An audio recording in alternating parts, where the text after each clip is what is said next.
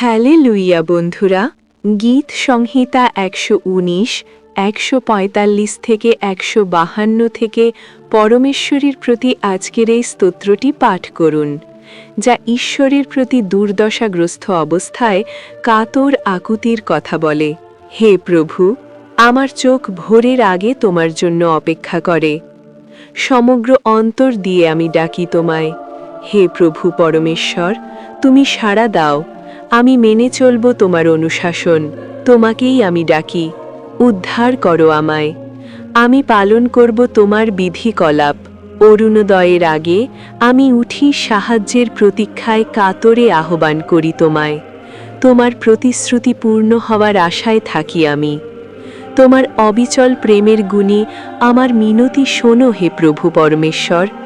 বাঁচাও আমার প্রাণ, তুমি যে করুণাময়। নির্মম অত্যাচারীর দল আমার কাছে এসে পড়েছে, কিন্তু তোমার বিধান থেকে তারা রয়েছে অনেক দূরে। হে প্রভু পরমেশ্বর, তুমি তো রয়েছ আমারই কাছে। সত্য ও চিরন্তন তোমার সকল নির্দেশ। আমেন। অথবা গীত সংহিতা ১১৭ থেকে এই ছোট্ট স্তোত্রটিও পাঠ করতে পারেন।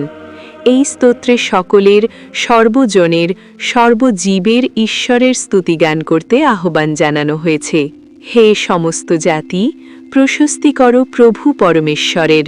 সর্বমানবকুল কীর্তন করো তার মহিমা। প্রতি সুমহান তার অবিচল প্রেম, চিলায়ত তার সত্যনিষ্ঠা। তোমরা প্রভু পরমেশ্বরের প্রশস্তি করো। আমেন।